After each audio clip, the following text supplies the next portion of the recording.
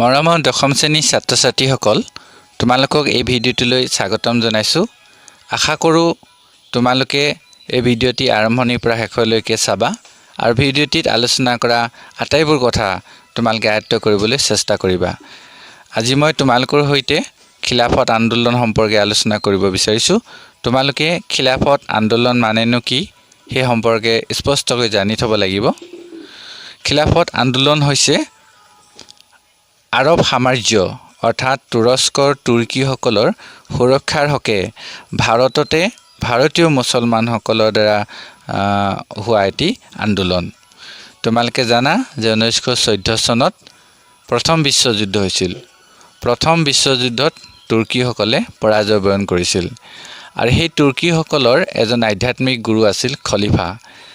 অৰ্থাৎ প্ৰথম বিশ্বযুদ্ধত তুৰ্কীসকলৰ পৰাজয় হোৱাৰ লগে লগে মুছলমানসকলৰ গুৰু খলিফাৰ গুৰুত্ব কমি যোৱা যেন অনুভৱ কৰিছিল আৰু খলিফাই যিবোৰ পবিত্ৰ ঠাই অৰ্থাৎ নিজৰ সাম্ৰাজ্যৰে পবিত্ৰ ঠাইবোৰৰ অধিকাৰ হেৰুৱাত মুছলমানসকলে উত্তেজিত হৈ পৰিছিলে আৰু ভাৰতীয় মুছলমানসকলেও সেই সময়তে হোৱা আন্দোলনটো অৰ্থাৎ তেখেতসকলৰ দুৰ্ভাগ্যক লৈ শংকিত হৈ পৰিছিল।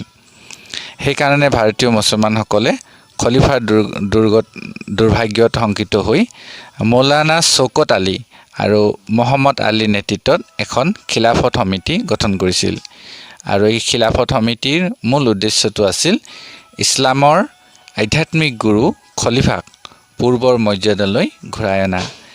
গান্ধীজীয়ে ৰাষ্ট্ৰীয় স্বাৰ্থত ভাৰতীয় হিন্দু আৰু মুছলমানক ঐক্যবদ্ধ কৰিবলৈ ইয়াক এটা সুযোগ হিচাপে গ্ৰহণ কৰি খিলাফত আন্দোলনলৈ মুকলি সমৰ্থন জনোৱাৰ সিদ্ধান্ত গ্ৰহণ কৰিছিল।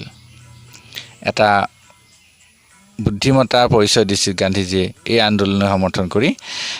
তেওঁ খিলাফত সমিতিক অহিংস অসহযোগ আন্দোলনৰ জৰিয়তে নিজৰ দাবী উত্থাপন কৰি চৰকাৰক দাবীসমূহ মানি ল'বলৈ বাধ্য কৰিব পাৰিব বুলি পতিয়ন নিয়াইছিল। এয়াই আছিল খিলাফত আন্দোলন। ছাত্ৰ-ছাত্ৰীসকল, তোমালোকে আটাইখিনি কথা ভিডিঅ'টি চোৱাৰ উপৰিও তোমালোকৰ পাঠৰ জৰিয়তে কথাখিনি বুজিবলৈ চেষ্টা কৰিবা বুলি মই আশা কৰিছোঁ। ধন্যবাদ।